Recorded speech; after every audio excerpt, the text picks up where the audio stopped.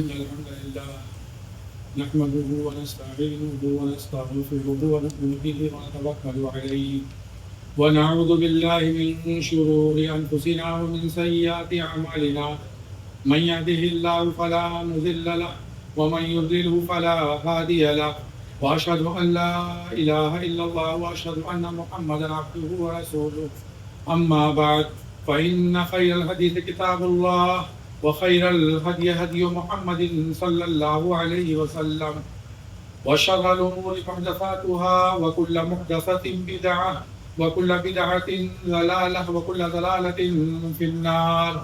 أعوذ بالله من الشيطان الرجيم. بسم الله الرحمن الرحيم. قاف والقرآن المجيد بل عجبوا أن جاءهم منذر منهم فقال الكافرون هذا شيء عجيب أئذا متنا وكنا ترابا ذلك رجع بعيد قد علمنا ما تنقص الأرض منهم وعندنا كتاب حفيظ بل كذبوا بالحق لما جاءهم فهم في أمر مريج أفلم ينظروا إلى السماء فوقهم كيف بنيناها وزيناها وما لها من فروج والأرض مددناها وألقينا فيها رواسي وأنبتنا فيها من كل زوج بهيج تبصرة وذكرى لكل عبد منيب ونزلنا من السماء ماء مباركا فأنبتنا به جنات وحب الحصيد والنخل باسقات لها طلع نضيد رزقا للعباد وأحيينا به بلدة ميتا كذلك الخروج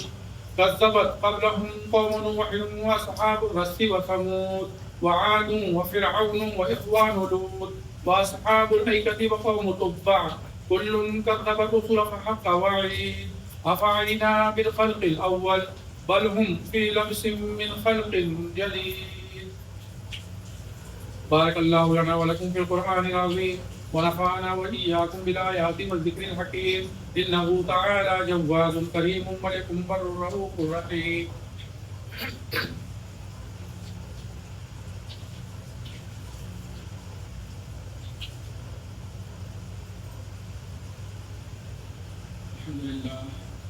الحمد لله الذي هدانا لهذا وما كنا لنهتدي لولا أن هدانا الله.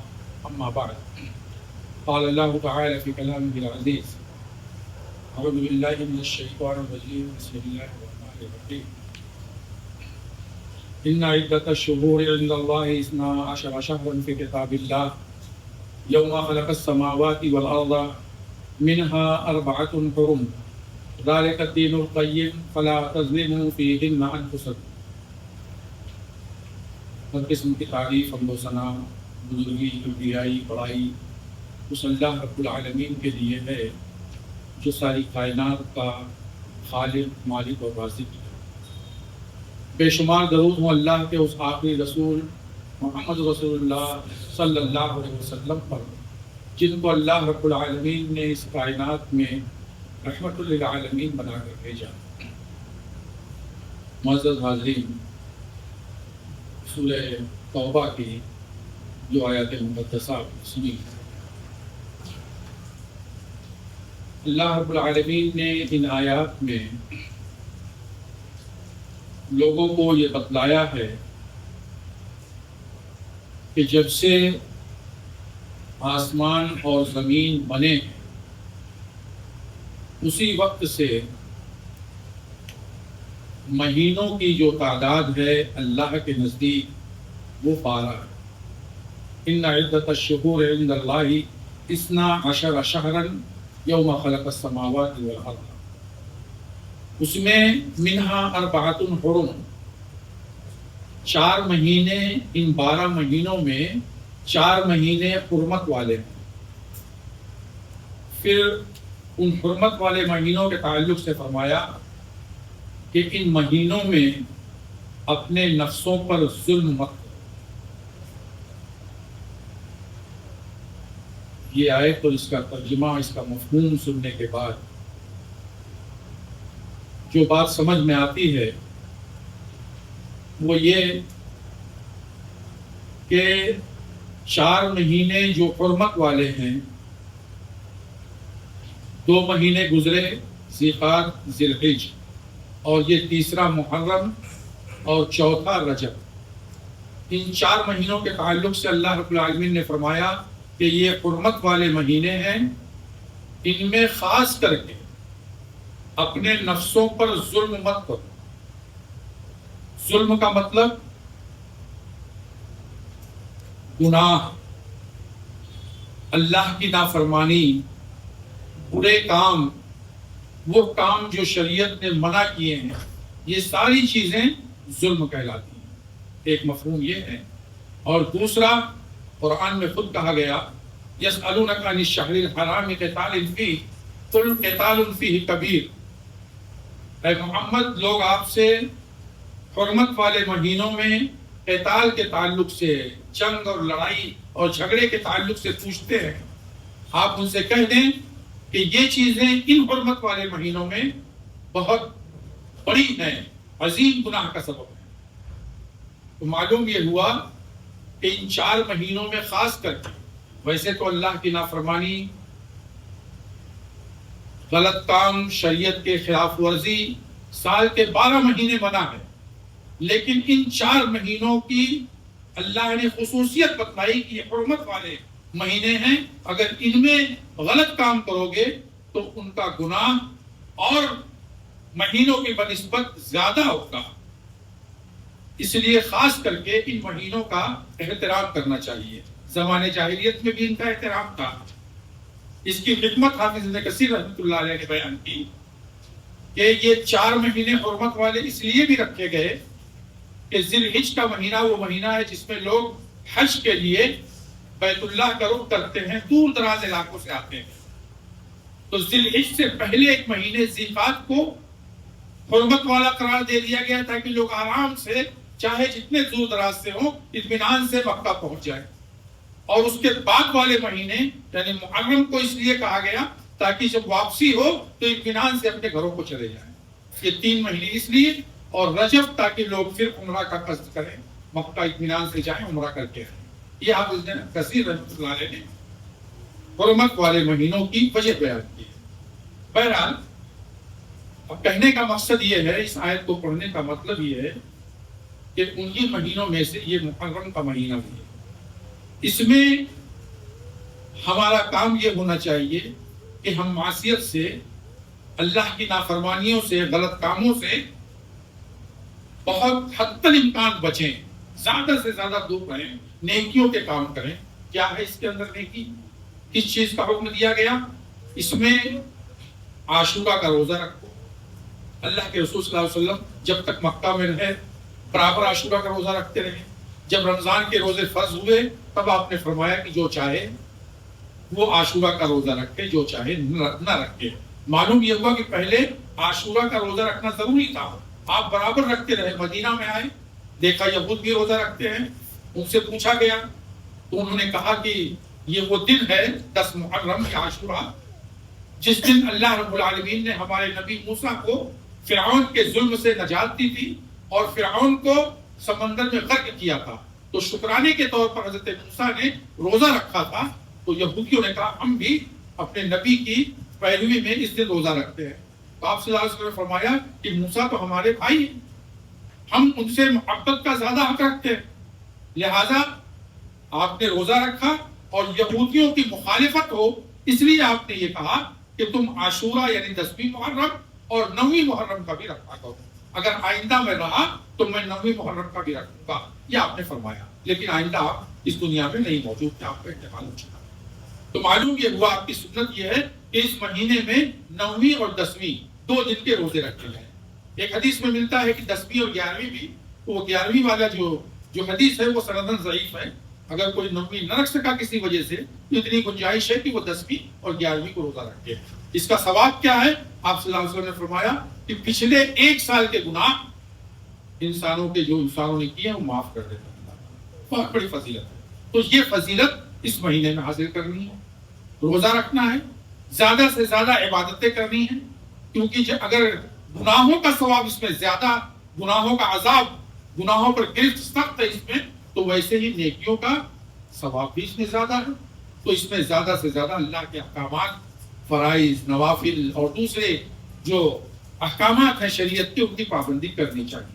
لیکن افسوس کہ اس مہینے میں خاص کر کے جو ہم دیکھتے ہیں اپنے سماج اپنے معاشرے میں بڑی حیرت ہوتی ہے کہ کس طرح سے انسان شریعت کا کھلے عام روڈ پر چوراہے پر مذاق اڑاتا ہے. اس مہینے میں آپ دیکھیں جس دن روزے کا حکم دیا گیا اس دن مسلم محلوں کی کیا حالت ہوئی ہے. دن میں سبیلیں لگی ہوئی ہیں, دودھ اور پانی کے لذیذ شربت تقسیم ہو رہے ہیں, پیا جا رہا ہے, پلایا جا رہا ہے. اس دن روزے کی ترتیب ہے, اچھے اچھے کھانے اچھی اچھی ڈشیں تیار کر کے جو ہے بہترین کپڑے پہن کر کے پتہ نہیں خوشی کا اظہار ہے کہ غم کا اظہار ہے, وہ خود کنفیوز ہے اور پتہ نہیں چلتا. یہ چیزیں کی جاتی ہیں. جبکہ ایک طبقہ نظر آتا ہے جو سڑک پر سرے عام اپنے آپ کو زخمی کرتا ہے, سینہ پیٹتا ہے, ماتم کرتا ہے اور پتہ نہیں کن کن چیزوں کے ذریعے جو ہے اپنے آپ کو تکلیف پہنچاتا ہے. ایک طرف یہ اور دوسری طرف یہ امت کا آج حال ہے محرم کے مہینے میں خاص کر. جبکہ یہ دونوں چیزیں میرے نوحہ کرنا, ماتم کرنا یہ حرام ہے. شریعت میں اس کو حرام قرار دیا گیا. اللہ کے رسول صلی اللہ علیہ وسلم نے بخاری کی حدیث سے واضح طور پہ کہا من لطم الخدود وشق الجیوب ودعا بدعوى الجاہلیہ لیس منی.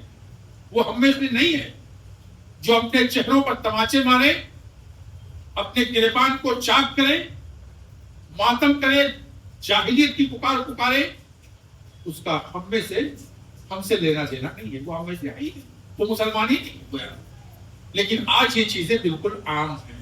اسی حدیث میں آگے ہے آپ نے فرمایا کہ اگر کوئی عورت جو دنیا میں کسی غم پہ کسی کے مرنے پہ نوحہ اور ماتم کرتی تھی اور بغیر توبہ کے مر گئی تو قیامت کے دن اس کے جسم پر جب اٹھایا جائے گا تو تارکول جاتے ہیں دامن, تارکول کا لباس ہوگا اور خارش کی بیماری کا جو کپڑا ہوتا ہے وہ کپڑا سے پہنا ہے. یہ اس کے لیے وعید ہے. آپ نے واضح طور پر کہا وہ ہم میں سے نہیں ہے. اور آج دیکھو لوگ کیا کہتے ہیں, کس طرح سے جو ہے آپ کی اس حدیث کو پس پشت ڈال کر اور جو ہے اس حرام کام میں لگے ہوئے اور گناہوں سے بچنا درکنار گناہوں میں ڈوب جاتے ہیں اس دن خاص کر کے, اس مہینے میں خاص کر کے. جبکہ گناہوں کے تعلق سے ترمذی کی واضح حدیث ہے, اللہ کے رسول صلی اللہ علیہ وسلم نے فرمایا کہ جب مومن ایک گناہ کرتا ہے تو اس کے دل پر ایک سیاہ نقطہ پڑتا ہے.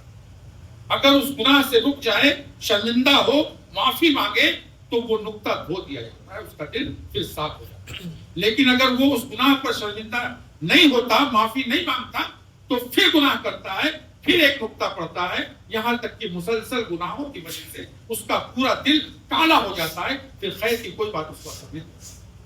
ایک چیز تو یہ ہے گناہوں کے تعلق سے. اب وہ گناہ میں ساری چیزیں آ گئی, وہ نوحہ آ گیا, ماتم آ گیا, فرائض کو چھوڑنا آیا, نماز کو ترک کرنا آیا, جھوٹ بولنا آیا, غیبت کرنا آیا, چغلی کرنا آیا, ایک دوسرے کو تکلیف دے, یہ ساری چیزیں گناہ کی ہیں.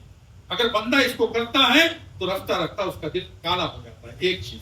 دوسری چیز, گناہ کی وجہ سے یہ زندگی جو ہے نا تنگ ہو جاتی ہے. قرآن پڑھیں, اللہ نے واضح طور پر کہا وَمَنْ أَعْرَضَ عَنْ ذِكْرِي فَإِنَّ لَهُ مَعِيشَةً ضَنكًا وَنَحْشُرُهُ يَوْمَ الْقِيَامَةِ أَعْمَىٰ قَالَ رَبِّ لِمَ حَشَرْتَنِي أَعْمَىٰ وَقَدْ كُنتُ بَصِيرًا قَالَ كَذَٰلِكَ أَتَتْكَ آيَاتُنَا فَنَسِيتَهَا كَذَٰلِكَ الْيَوْمَ تُنسَىٰ. اللہ فرماتے ہیں جو میرے ذکر سے اعراض کرتا ہے, جو مجھ کو یاد نہیں کرتا, میری باتوں کو نہیں مانتا, اس کی زندگی تنگ ہو جاتی ہے. فَإِنَّ لَهُ مَعِيشَةً ضَنكًا, اس کی زندگی تنگ ہو جاتی ہے. زندگی کے تنگ ہونے کا کیا مطلب؟ پریشان رہتا ہے, بھلے پیسہ ہو, دولت ہو, بنگلہ ہو, گھر ہو, گاڑی, سب کچھ ہو, لیکن اس کے باوجود اسے سکون اور چین نہیں ملتا, ہمیشہ پریشان رہتا ہے. آج دیکھ لیجیے, یہ بالکل واضح نظر آتا ہے, اس پر کوئی دلیل نہیں. جو اللہ کے ذکر سے غافل ہے وہ بے چینی اور بے سکونی کی زندگی گزارتا ہے. اللہ کہتے ہیں جو میرے ذکر سے اعراض کرتا ہے اس کی زندگی تنگ ہو جاتی ہے دنیا میں. اور آخرت میں کیا معاملہ ہوگا؟ قیامت کے دن حشر میں جب سب اٹھیں گے تو اس کو اندھا کر کے اللہ اٹھائے گا. وہ کہے گا اللہ میں تو دیکھتا تھا دنیا میں, مجھے اندھا کیوں کر کے اٹھایا گیا؟ اللہ کہیں گے میرے میری آیتیں میرے احکامات تمہارے پاس آئے، لوگوں نے بتایا، لیکن تو ان سے اندھا بن گیا، تو نے ان سے منہ موڑ لیا، بلا دیا، ہم نے بھی تجھ کو آج بلا دیا، تو یہ اس کی سزا۔ اور تیسری چیز، گناہوں کی وجہ سے جس میں آج بیشتر لوگ ملوث ہیں، جس کو گناہ سمجھتے ہی نہیں، نماز چھوڑ دیا کوئی کیوں نہیں رہتی، چھوڑ گئی، کبیرہ گناہ ہے، جھوٹ بول دیا کچھ کبیرہ گناہ ہے، کسی کا حق مار لیا، کسی کی غیبت کر دی، کبیرہ گناہ ہے، جس پر توبہ نہیں کیا تو بھلے مومن ہے پہلے جہنم میں گئے، کبیرہ گناہ مسلسل کرتے جاتے ہیں۔ اللہ فرماتے ہیں، آپ پڑھیں قرآن، ان گناہوں کی وجہ سے جو نعمتیں ملی ہیں ان کو بھی اللہ چھین دیتا ہے، اور آنے والی نعمتیں رک جاتی ہیں۔ پڑھیں قرآن، حضرت آدم اور حوا سے معمولی غلطی ہوئی، اللہ نے منع کیا تھا، وہ غلطی ہو گئی، کیا ہوا نتیجہ؟ قرآن پڑھو سورہ بقرہ، وَقُلْنَا يَا آدَمُ اسْكُنْ أَنْتَ وَزَوْجُكَ الْجَنَّةَ وَكُلَا مِنْهَا رَغَدًا حَيْثُ شِئْتُمَا وَلَا تَقْرَبَا هَٰذِهِ الشَّجَرَةَ فَتَكُونَا مِنَ الظَّالِمِينَ فَأَضَلَّهُمَا الشَّيْطَانُ عَنْهَا فَأَخْرَجَهُمَا مِمَّا كَانَا فِيهِ۔ اس درخت کے قریب جانے سے منع کیا، شیطان کے بہکاوے میں چلے گئے، جنت چھین دی، دنیا میں پھینک دی۔ معلوم کیا ہوا؟ گناہوں کی وجہ سے نعمتیں چھین دی جاتی ہیں، آنے والی نعمتیں روک دی جاتی ہیں۔ تو خاص کر کے میرے بھائیوں، اس مہینے میں گناہوں سے اپنے آپ کو بچانا، ہر وقت اس مہینے میں خاص کر کے ایک چیز۔ دوسری چیز جو اس مہینے میں ہوتی ہے وہ کیا؟ بڑی خطرناک چیز، صحابہ کرام کو، اللہ کے رسول کے ساتھیوں کو برا بھلا کہا جاتا ہے۔ آپ دیکھیں جو 10 دن کی محفلیں ہوتی ہیں، 1 محرم سے 9 محرم تک، ان محفلوں میں آپ جا کے دیکھیں شیعوں کی، ہم نے وہاں پہ شرکت کی ہے، چشمدید گواہ ہے وہ چیزیں بات میں بتا رہا ہوں۔ صحابہ کرام کو برا بھلا کہا جاتا ہے، گالیاں تک دی جاتی ہیں، حضرت عمر کو، حضرت ابو بکر کو، حضرت عثمان کو، حضرت امیر معاویہ کو، دوسرے عشرہ مبشرہ کو، ان کو گالیاں دی جاتی ہیں، برا بھلا کہا جاتا ہے۔ جبکہ صحابہ کرام کے تعلق سے یہ عقیدہ ہے، اللہ کے رسول نے کہا لا تسبوا اصحابی، میرے صحابہ کرام کو برا بھلا مت کہو۔ تم میں سے کوئی شخص اگر احد پہاڑ کے برابر بھی سونا اللہ کی راہ میں خرچ کرے تو میرے صحابی نے جو 1 مد یا آدھا مد اللہ کی راہ میں دیا ہے اس کے برابر نہیں ہو سکتا۔ یہ مقام ہے صحابہ۔ قرآن میں صحابہ کے تعلق سے کہا گیا، اس صحابہ سے بغض، صحابہ سے نفرت کون رکھتے ہیں؟ جو مومن نہیں ہے، جو کافر ہے۔ پڑھو قرآن، اللہ کہتے ہیں سورہ فتح میں، محمد رسول اللہ والذین معه اشداء علی الکفار رحماء بینہم تراہم رکعا سجدا یبتغون فضلا من اللہ ورضوانا سیماہم فی وجوہہم من اثر السجود ذلک مثلہم فی التوراۃ ومثلہم فی الانجیل کزرع اخرج شطأہ فآزرہ فاستوى فاستغلظ یعجب الزراع لیغیظ بهم الکفار۔ یہ مومن کی مثال بیان کی کہ مومن وہ ہیں جو بہت نرم دل ہیں آپس میں، لیکن کافروں کے لیے سخت ہیں۔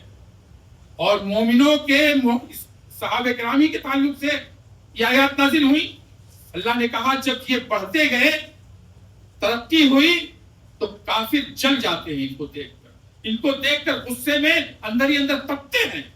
تو معلوم یہ ہوا کہ جو صحابہ کرام سے بغض رکھے، عناد رکھے، ان سے غصہ رکھے، غصہ ہو کو دیکھ کر تو اس کا اسلام سے کوئی حصہ نہیں۔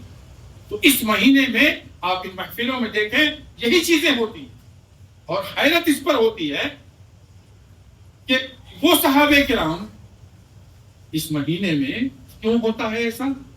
ایک واقعہ پیش آیا، اللہ کے رسول صلی اللہ علیہ وسلم کے نواسے حضرت حسین کی شہادت کا۔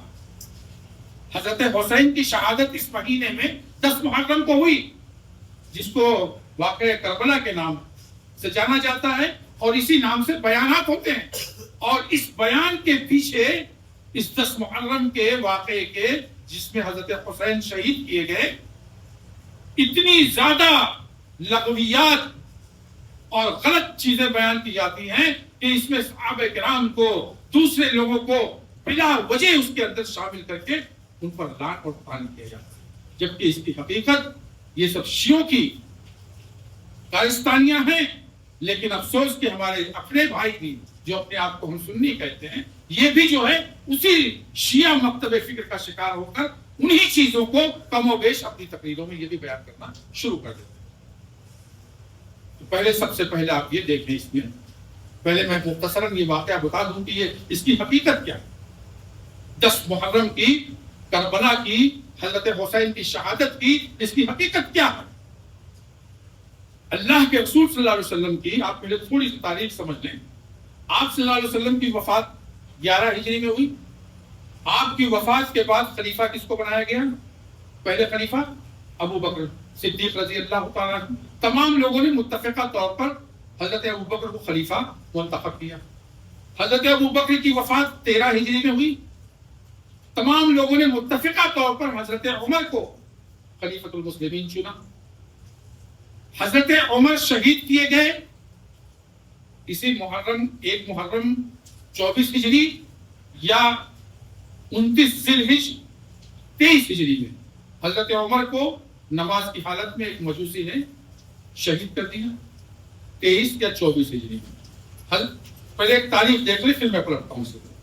حضرت عمر کی شہادت کے بعد تمام لوگوں نے متفقہ طور پر حضرت عثمان کو خلیفہ بنایا. اس لیے حضرت عثمان شہید کیے گئے 35 ہجری میں. حضرت عثمان کے بعد خلیفہ بنے حضرت علی. حضرت علی شہید کیے گئے 40 ہجری. اس کے بعد حضرت حسن، حضرت علی کے بڑے بیٹے حسن خلیفہ بنے. اب قصہ یہاں سے چلتا، یہاں کی آپ نے تاریخ دیکھ لی 40 تک. 40 میں شہادت ہوئی حضرت علی کی. اس کے بعد حضرت حسن خلیفہ بنے. حضرت حسن خلیفہ بنے، لیکن حضرت علی کی جو 5 سالہ خلافت تھی حضرت عثمان کی شہادت کے بعد 35 سے 40 تک، اس 5 سالہ خلافت میں حضرت امیر معاویہ رضی اللہ تعالیٰ عنہ انہوں نے حضرت علی کی خلافت کو تسلیم نہیں کیا. کیوں؟ اس کی وجہ تھی ان کے پاس. ان کا یہ کہنا تھا، حضرت امیر معاویہ کون تھے؟ گورنر تھے. کس نے گورنر بنایا تھا؟ حضرت عمر نے اپنے دور خلافت میں. پھر حضرت عثمان نے ان کو برقرار رکھا تھا. جتنے گورنر تھے سب سے بڑے یہی تھے. شام، فلسطین، اردن، لبنان، وہ پورے علاقے کے حضرت معاویہ گورنر تھے. تو ان کا یہ کہنا تھا کہ میں گورنر ہوں، میرے جو خلیفہ ہیں، میرے جو حاکم ہیں جن کو میں جواب دے عثمان، ان کو جن لوگوں نے شہید کیا ہے، ان کو شہید کرنے والے حضرت علی کی کمانڈر جو ہیں ان کی پناہ میں ہیں، ان سے خون بہا لیا جائے. ایک مطالبہ حضرت امیر معاویہ کا یہ تھا. دوسرا، حضرت امیر معاویہ حضرت عثمان کے چچا زاد بھائی تھے. تیسرا، حضرت امیر معاویہ کی بہن جو تھی حضرت نائلہ، یہ حضرت عثمان کی زوجیت میں تھی. یہ 3 وجہیں تھیں. اس لیے حضرت امیر معاویہ نے حضرت علی کی خلافت کو تسلیم نہیں کیا. کہا پہلے ان قاتلوں کو حاضر کیا جائے، ان سے خون بہا لیا جائے. ایک چیز. حضرت علی کا پھر کیا معاملہ ہے؟ ان کا معاملہ نازک. کسی صحابی کی یہاں تنقید مقصود نہیں ہے، اعوذ باللہ. صرف مقصد یہ ہے کہ حقیقت بتا دوں. حضرت علی کا کیا معاملہ تھا؟ ان کی کچھ سیاسی مجبوریاں تھیں، نیا مسئلہ تھا. ابھی وہ اس طرح سے نہیں کر سکتے تھے، جو بھی ان کی ایک سیاسی مسئلہ تھی. تو اسی سیاسی اختلاف، یہ کفر اور اسلام کا اختلاف نہیں تھا جیسا کہ آج لوگ بنا کے پیش کرتے ہیں، معاویہ کافر، یزید کافر، فلاں کافر، فلاں کافر. یہ کفر اور اسلام کا معاملہ نہیں تھا. جنگیں ہوئی معاویہ اور علی میں 2، جنگ جمل، جنگ صفین. جنگ صفین کے موقع پر جب دونوں طرف کے مقتولین کی لاشیں اکٹھا کی گئی تو حضرت علی کے جو ساتھی تھے انہوں نے کہا کہ معاویہ کے جو ساتھیوں کی لاشیں ہیں ان کو گڑھوں میں پھینک دو، اور جو ہمارے ساتھی ہیں ان کو لاؤ عزت سے دفن کیا جائے. حضرت علی نے کہا خبردار، ایسا نہیں کرنا، ان کو بھی عزت و احترام سے لاؤ. میں ان کی نماز جنازہ پڑھاؤں گا، ان کو بھی اسی طرح عزت و احترام سے دفن کیا جائے گا جیسے ہمارے ساتھیوں کو. تو کفر اور اسلام کا مسئلہ نہیں تھا، وہ مسئلہ سیاسی تھا، وہ اختلاف. 5 سال تک امیر معاویہ نے حضرت علی کی خلافت کو تسلیم نہیں کیا. اب کیا ہوا؟ 40 ہجری میں حضرت علی کو انہی کے شیعوں نے، خارجیوں نے بات لمبی ہو جائے گی، موقع نہیں ہے. جب تحکیم کا مسئلہ پیش آیا تو اس وقت انہوں نے جو ہے جنگ صفین کے موقع پر جو ہے تحکیم میں ابو موسیٰ اشعری وغیرہ کو جو بنا دیا تھا، حضرت علی نے اس سے وہ لوگ بگڑ گئے اور خارجیوں نے علی کا ساتھ چھوڑ دیا اور انہوں نے ہی شہید کیا حضرت علی. بہرحال شہید کر دیے گئے 40 میں. حضرت حسن خلیفہ ہوئے 41 ہجری میں. لوگوں کے کہنے پر حضرت حسن نکلے امیر معاویہ سے جنگ کے. کہاں سے نکلے؟ کوفہ سے. کہاں؟ مدائن. کتنا فاصلہ ہے؟ لگ بھگ 150-200 میل کا فاصلہ ہے. حضرت حسن اپنے لشکر کو لے کے نکلے حضرت امیر معاویہ سے جنگ کے لیے. جب مدائن پہنچے، وہاں پہنچنے کے بعد یہ پتا چلا ان کو کہ یہ لوگ بھی، حضرت حسن کو پتا چلا کہ جس طرح میرے باپ کو یعنی علی کو دھوکہ دیا تھا ان لوگوں نے، شیعوں نے، ایسے ہی یہ لوگ مجھ کو بھی دھوکہ دیں گے. راتوں رات لوگ وہاں سے گئے حسن کے لشکر سے امیر معاویہ کے پاس. وہ جا کے کیا کہتے ہیں؟ اے امیر معاویہ، اگر ہم حسن کو پکڑ کے لا کے تمہیں دے دیں تو کیا انعام دو گے؟ جب یہ بات معلوم پڑی حضرت حسن کو کہ یہ تو میرے ہی خلاف میرے لشکری ہیں، اپنے گروہوں کے جو سردار تھے، بڑے کمانڈر، ان کو بلایا اور کہا دیکھو میں یہ چاہتا ہوں، ایسی ایسی بات ہے، میں چاہتا ہوں کہ امیر معاویہ سے صلح کروں. تو دوسرے لوگ بگڑ گئے. کہا یہ کیا؟ اس طرح سے نہیں، بالکل نہیں، ہم لڑیں گے، لڑنے مرنے کے لیے تیار ہے. کہا ٹھیک ہے، صبح میدان میں دکھاؤ جوہر. نہیں صلح کرتا.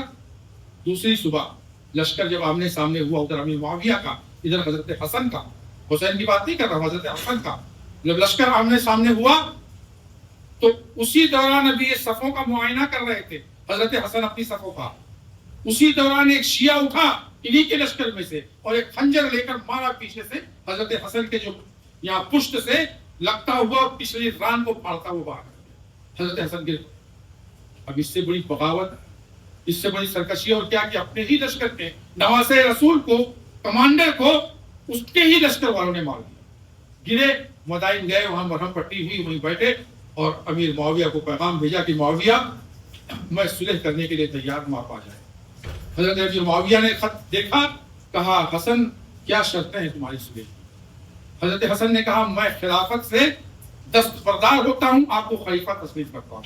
حضرت امیر معاویہ نے ایک سادہ کاغذ لیا، اس پر سائن کیا، جس کو ہم کہہ سکتے ہیں بلینک چیک، سائن کر کے بھیج دیا. کہا حسن یہ لو، جو شرط چاہیے وہ لکھ لو، بغیر سنے منظور. حضرت حسن نے اس پر 3 شرطیں لکھی. پہلا یہ لکھا کہ میرے باپ کے شیعوں، جو میرے باپ کے ساتھی تھے شیعہ، جو آج میرے ساتھی ہیں، ان کو کچھ نہ کہا جائے، یعنی ان سے بدلہ نہ لیا. دوسری شرط، مجھ کو میرے خرچے کے لیے، خود و باز کے لیے سالانہ 1 لاکھ روپیہ دیا جائے. تیسری شرط، خلافت اسی طرح کرنا معاویہ جس طرح سے صدیق اور فاروق نے کی. یہ 3 شرطیں لکھ کر بھیج دی. معاویہ نے کہا منظور. صلح ہو گئی.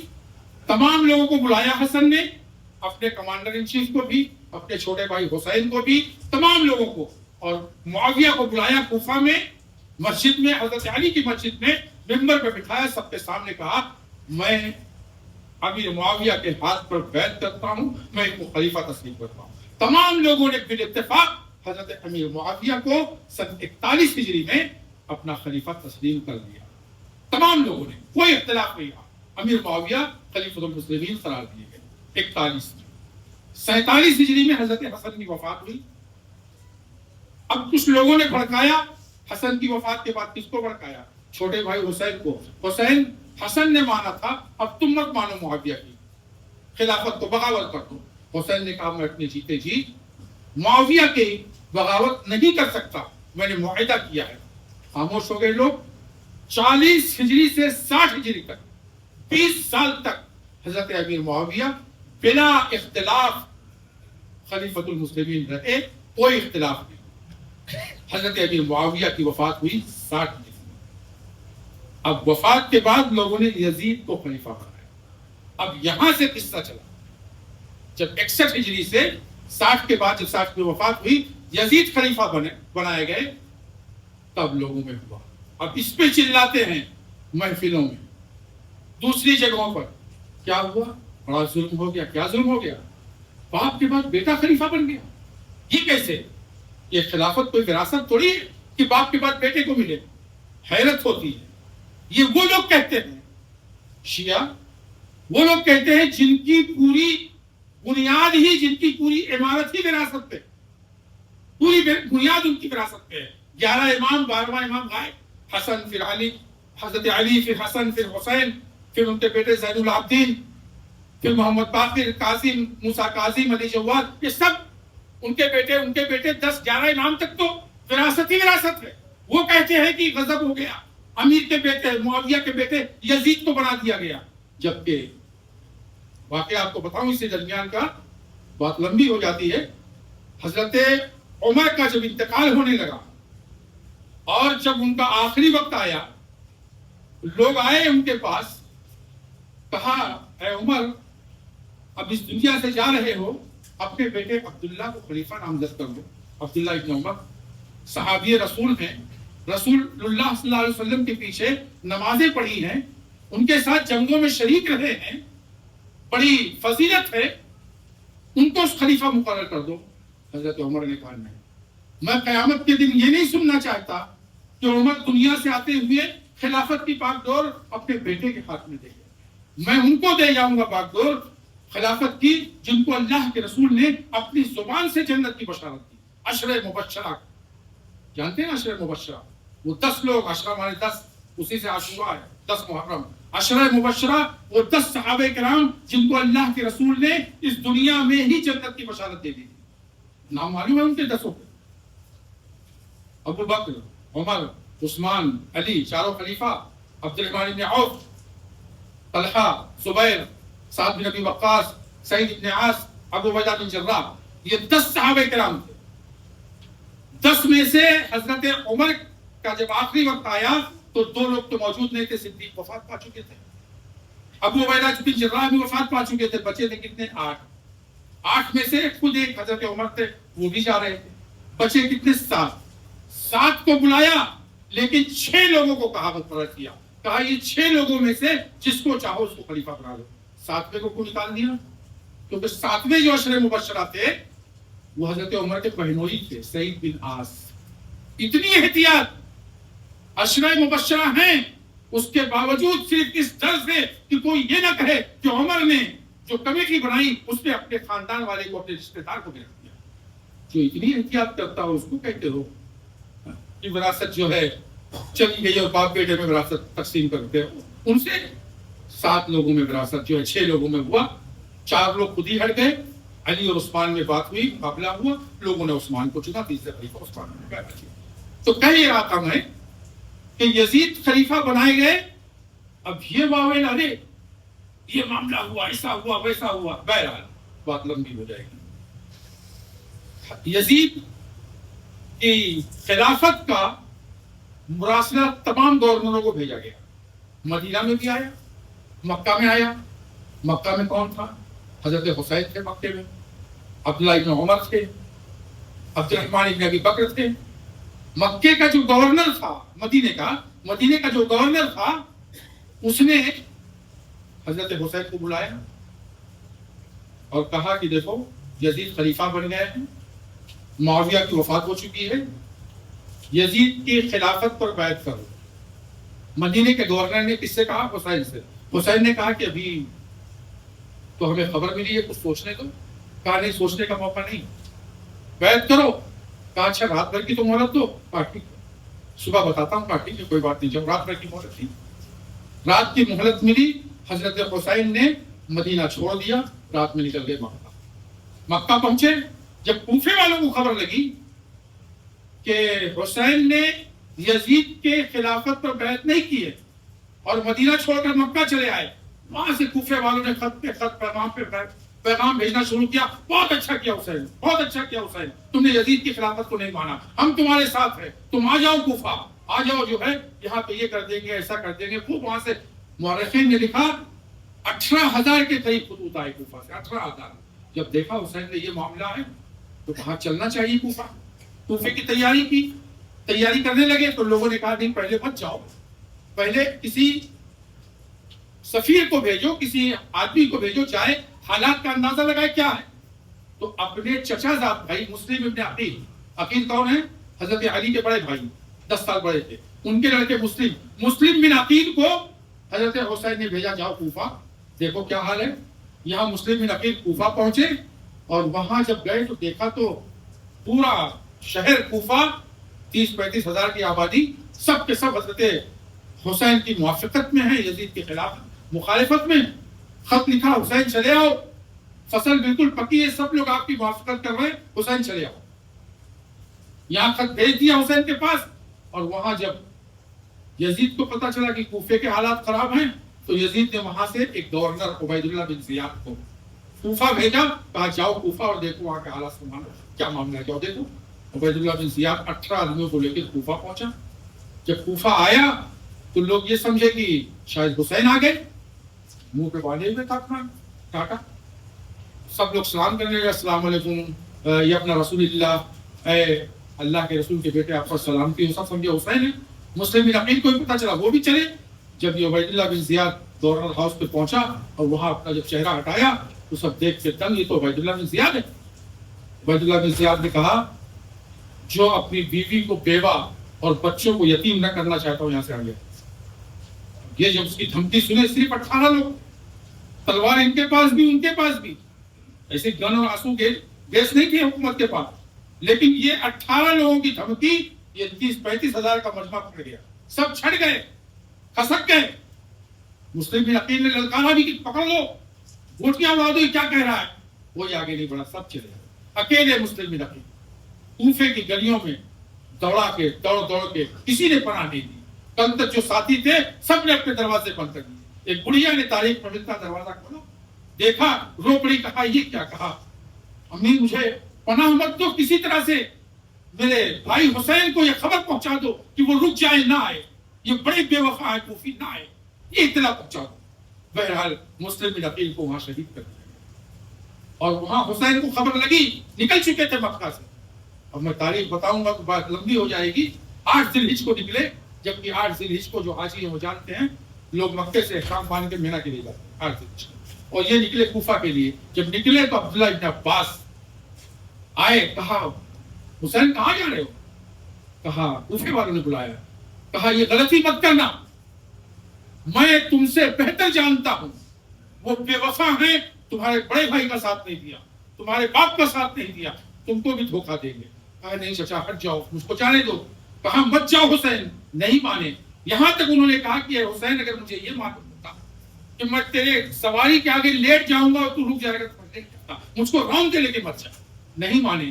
کہا اچھا جاؤ، لیکن ایک پیشین گوئی سن لو، میں تمہاری داڑھی کو خون میں رنگا ہوا ہے۔ یہ عبداللہ بن عباس نے کہا اور حسین چل پڑے۔ راستے میں خبر لگی کہ مسلم بن عقیل شہید کر دیے، رک گئے۔ کہا واپس چلو، حالات ٹھیک نہیں ہیں، لیکن مسلم بن عقیل کے جو بھائی لوگ تھے قافلے میں، کہا نہیں ہم اپنے بھائی کا بدلہ لیں گے، ہم نہیں واپس آئیں۔ کہا ٹھیک ہے چلو۔ چلے، پہنچے کربلا کے قریب، 10 ذی الحجہ، 10 محرم کو، یہی جو واقعہ میں بتانا چاہتا ہوں۔ وہاں پہنچے اور وہاں سے عبید اللہ بن زیاد جو ہے کوفیوں کو لے کر آیا۔ دیکھا حسین نے کہ لشکر میں سارے کوفی ہے، کوئی بھی شامی نہیں۔ کہا یہ تو وہی لوگ ہیں جنہوں نے مجھ کو خط لکھ کے بلایا تھا۔